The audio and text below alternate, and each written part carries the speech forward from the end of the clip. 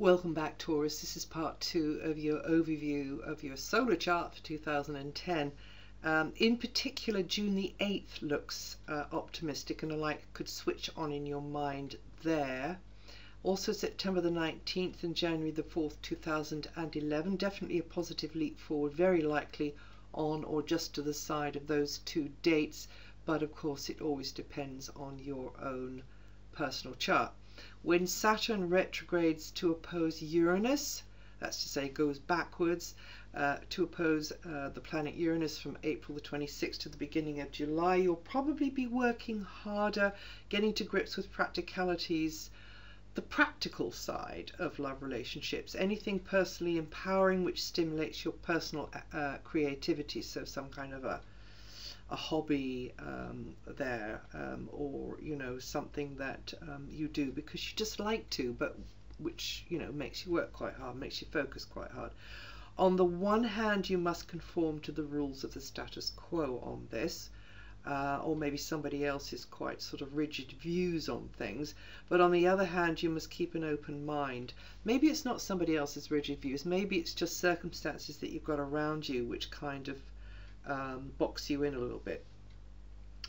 But on the other hand, you must try and keep an open mind and be free enough and confident enough to get out of the box that you're in. So if you put your mind to it, you can achieve a very great deal, and there can be a gradual transformation happening in any of these areas. But I mean, I do emphasize the word gradual, no sudden leaps. And then when Saturn moves definitively into Libra on July the 22nd to stay for 2+ years, there you'll begin a new cycle of having to work harder at your job, health issues, just making improvements, seeing to the devil in the detail.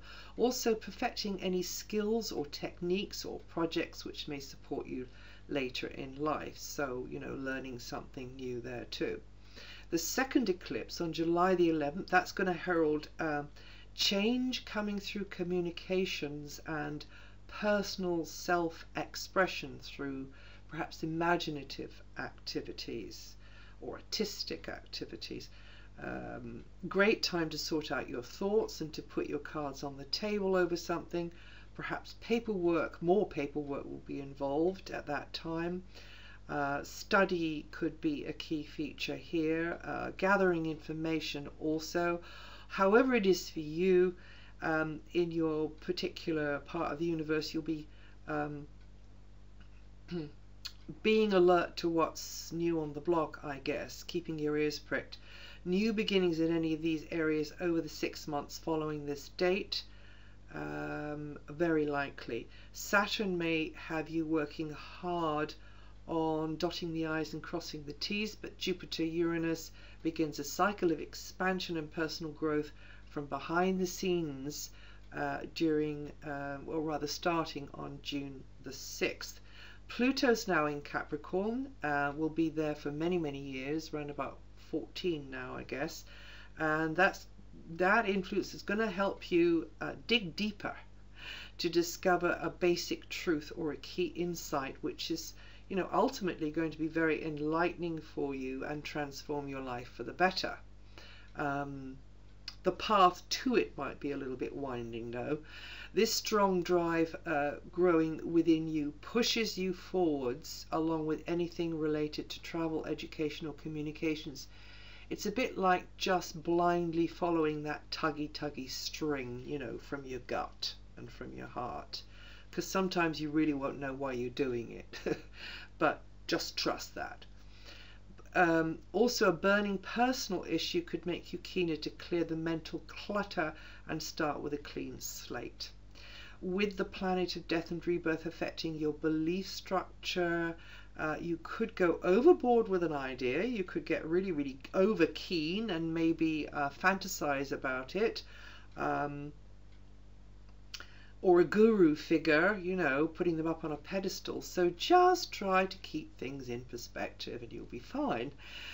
Finding a renewed sense of faith or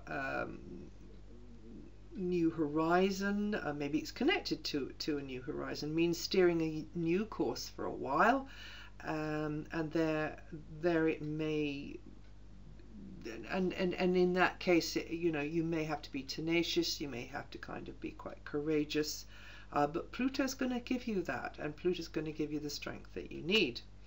The entrance of Uranus into Aries for a brief period, May the 27th to August the 14th, will bring opportunities to be a support for others, but will also throw a light on parts of you never before reached, I guess. It's going to be to do with your past attitudes or behavior with a kind of knock-on effect making itself felt in the present. So you'll have to kind of look at the facts and ask yourself questions about those facts. So this could be the beginning of a few years of a kind of inner searching and an increasing inner awareness, and you'll ultimately find that this is going to really free you up from the chains of the past and from the restriction maybe of a limiting outlook. So you will stop always falling down the same pothole. You'll recognize it and you'll go around it. With Neptune continuing to make its influence felt in the career area, you know, you've really had to, I guess, put yourself a lot there for perhaps not as much return as you'd like, because this influence has been helping you to turn your ideals and your dreams and aspirations into a reality. And there's perhaps, you know, it's not in the short term at least that lucrative for you. Neptune supports an artistic or spiritual approach, you see. Sort of an earthy spirituality could be blossoming there.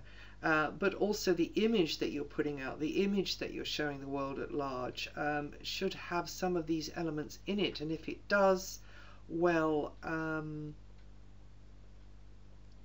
the influence of Neptune is going to help you discover your sense of inner purpose in the wider scheme of things, which may not make you very much as money, as I say, or maybe it has, you know, maybe you found maybe you've sussed it. But definitely it gets you brownie points in heaven. The thing is, if you go for a commercial success, if you go for the materialistic route in career choices or related to, you know, your personal goals in life with Neptune there, it just doesn't cut the mustard. It just doesn't work. However, Neptune's going to shift out of there next year, so wait until then. You know, you might be one of the lucky ones who does become rich and successful during this transit of Pluto, but you know, good works are definitely going to save the day for you. So overall, you should expect to develop your higher values and give your compassionate self for very little. And it's going to build you a good reputation and stand you in good stead for later. But be careful to judge where to draw the line, you know. You don't want to become a doormat. And next year, well, then you're going to start to reap some benefits.